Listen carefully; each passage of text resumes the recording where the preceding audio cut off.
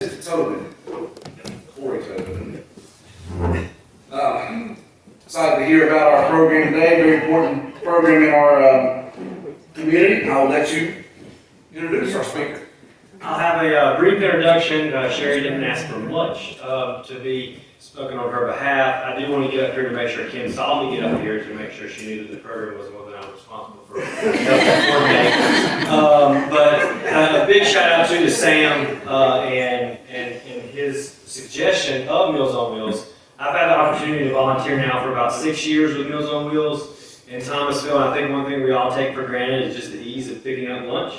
And you never know if it's a meal that they're getting once or if they're getting more meals at their home. So I'm not going to steal your thunder, Sherry, but it's a very simple act of service, and it's something that we're called to do as Rotarians. And once a month, one lunch break a month, and you can make an impact on our community. So I'll give the floor to Sherry, and hopefully you all will consider if you're not already involved.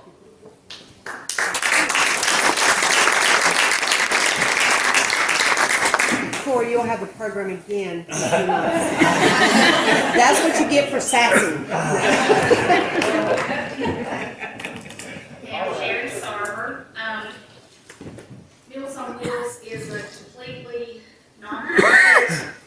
There's no government funding, no assistance. It's all volunteer program that helps feed the community.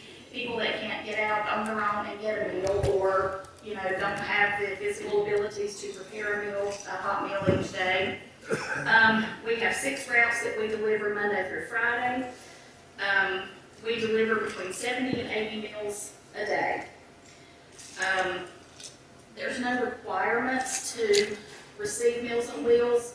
Some of the recipients receive because of financial hardships. Some of them receive because of physical hardships. We also can do short-term Meals on Wheels for people that live alone that may have, knee replacement, hip replacement, shoulder surgery, that need help just for a short amount of time, or it can be a permanent thing. We always need people to volunteer to deliver the routes. It takes about an hour and a half to deliver the route. The meals are picked up at Thomasville Hospital. They come in takeout type boxes, and they're in coolers, and there's also another container that has a drink and a snack. There is a book that comes with each route that gives you step-by-step instructions. Leave the hospital, take a right on Lexington Avenue. For those that don't use GPS, it's written down. It's really easy to do. Like I said, the food comes from the hospital. My husband and I, we keep the volunteers going, make sure that there's somebody in place every day to deliver each route. And if there's not, we deliver it ourselves. And we make sure that when the people need to go on the routes, that we put them on, and my husband does the computer programming to put them where they need to be on the routes and take the people off that come off of the routes. And we are in constant need of volunteers. It seems that even in just a year and a half that I've been doing this, a lot of the volunteers now are older than the recipients. And so the younger people in the community are just not as involved in it as we need to be. And I'm putting myself in that younger category in this particular situation. If you could, one time a month, one day a month, deliver a route, like I said, it takes about an hour and a half. The people are so grateful when you get there, just, to say hello and to see your face, and, they want to talk to you sometimes about their cat or their dog or their new grandchildren, great-grandchildren, that type of thing. In many instances, we are the only person they see in a day. Meals on Wheels is more than just providing a meal. It's setting eyes on these people to know that they're okay. They haven't fallen somewhere and, are in a bad position where they need help. We have come up on situations where there was a gentleman that was in the midst of a stroke, lived alone, and, our volunteer recognized that something was wrong and got medical help for him. Sometimes it's as simple as, will you take this bag of trash out to the trash can? will you open this jar that I can't get open? It's just really, really simple things that you can do in just a matter of a couple minutes that makes a big, big difference in these people's lives. There's really not a whole lot else to say about it. It's a good program. It's needed in the community. We continue to have a waiting list. There's always a waiting list of about 10 to 15 people that need to be put on routes, and we try to get them on as quickly as we can, because I just can't stand the thoughts of somebody, being out there being hungry. So, if anybody is interested in volunteering for a route, like I said, we have people that do it once a week, we have people that do it twice a month, we have people that do it one time a month.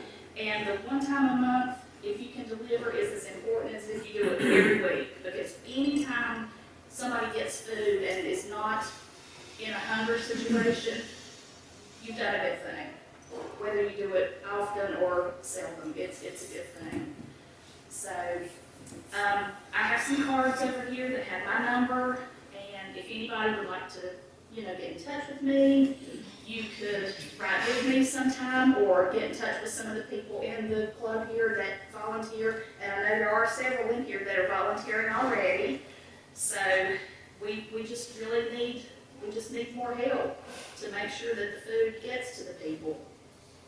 So just please speak to me and give me an hour and a half a month. Sherry, I have a question.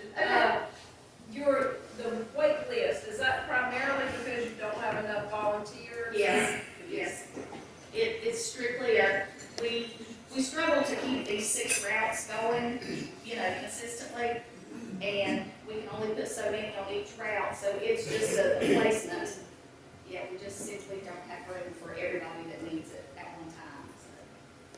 I'll say, if you want to be a service, Billy Freeman and I have done it since 1998, the third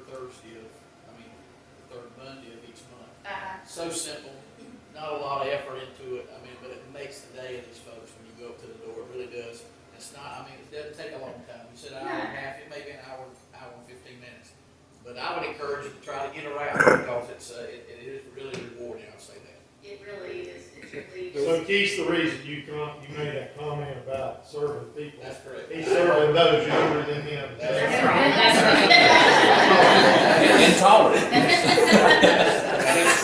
That's there. One thing too, that there is a difference. I think that this is the specific Thomasville Meals on Wheels Yes, as well. yes, this is the city routes. The only requirement to be on this program is to have a Thomasville city address. And so there's a Davidson County Right. Meals on Wheels as well that would take you further out. But the route that I'm currently on really is just 9 households around Liberty Drive School. So it's not something it takes you all over town. They do a really good job of segmenting your routes, and then you learn your route, and if you know your way around town a little bit, you can make it work for you to get back to the hospital and all the in-between. So it's not something extended into the county area. Right. It is strictly Thomasville city addresses. So, How do you pay for it, Sherry? it's all contributions. We have people that make regular donations. A lot of times when people pass away, in lieu of flowers, they will say, please make donations to Thomasville City Meals on Wheels. But it is all, donated money. There's no government money or anything like that that comes in. So. Well, that'd be good for us to post how to do that. Right. Okay. Do that before, so Okay. that's a great idea. And some people like to say that their situation is not a financial situation. We don't charge them for the meals, but they make regular donations to the program. I got a Meals on Wheels story. This is a true story. Years ago, one day it was snowing, and Jane and Berta were doing the route. Johnny Thomason called me and said, "Those girls shouldn't be out today, it's real slick."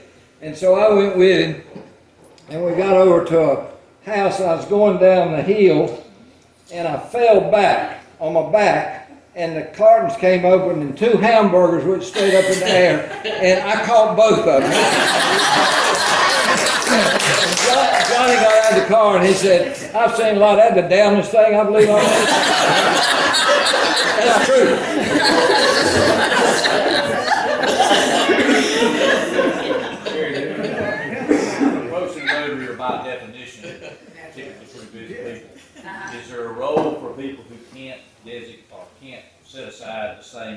every month.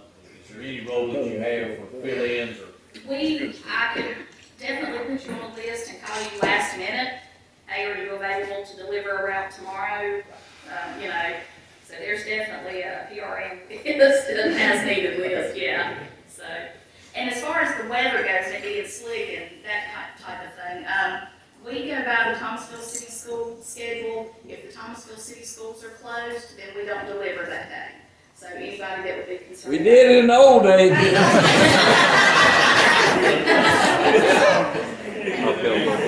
long does the route usually take, like, during the day? From the time I pick up at the hospital till I take the coolers and containers back, it's between an hour and a half, depending on what route we have. It's a 12 to 1 o'clock range, 11 to 1. The meals are ready to be picked up by 10:30, and we ask that they be picked up by 11:15, 11:30, if you can, because, I mean, the people are counting on this food. If I start getting calls, are the meals running? Is lunch coming? Are they bringing lunch? So we try to start by 11:30 if we possibly can. We always pick up at 10:45 and we're back by 11:35. So, I mean, yeah, less time. Yeah, once you get your route down, you get crazy around that week's not. So you suggest that you do in pairs of two people go? Most people do now. I deliver by myself all the time, but most people do it in pairs because, you know, you've got a driver and pull up and hop out, take it to the door, come back. And it's easier to read the directions that way, you know, if you're not trying to watch the road and that type of thing. So most people do it, you know, with a double vehicle. Then I understand you say then you would not need any four-wheel drive in snow, you said if the school's closed and. If the school is closed, we don't deliver, and it's not necessarily the roads, because while we don't deliver, it's the sidewalks, the steps, the porches, that type of thing, that, you know, are hazardous. How many meals do you deliver, and what's the average cost for you? I don't remember, it's, the hospital charges us, it's either $235 or $285 a meal. And we, like I said, we deliver between 70 and 80 meals a day. Depending on, you know, sometimes, just depends on what route you're on as to how many are delivered. So if you had enough people, if you had enough volunteers, you could actually, the people that are on your list, you could probably do them also? Yes. Mm-hmm. Yep. Yeah, we could definitely add another route if we have enough volunteers. I got one more thing to say about the money. I've hit up a bunch of you for the pancake sales at the church. If you'll look on that ticket, half the money goes to Meals on Wheels. So if you want to keep me off your back, go ahead and come to me and buy a pancake ticket. Is that a promise? That's all we gotta do? Any other questions for Sherry? Sherry, thank you.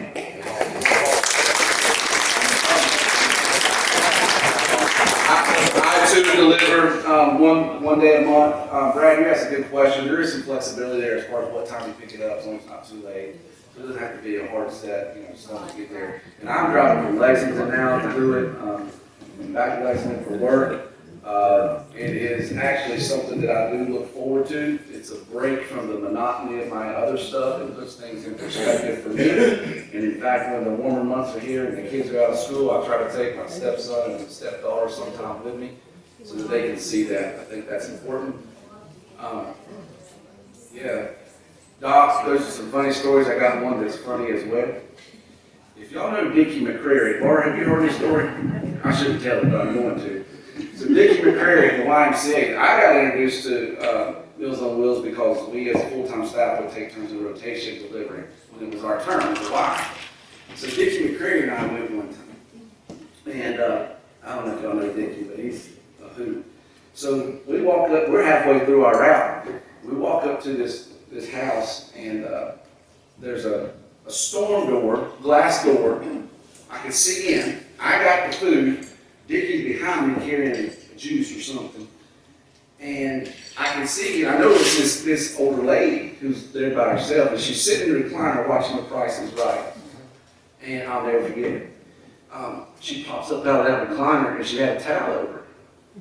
And when she popped up out of that recliner, naked as a jaybird, and Dickie takes off the other way and leaves the juice there with me. He's just like, here, takes off. I don't know what to do. So, anyway, there's some interesting stories. Catching hamburgers and catching naked ladies.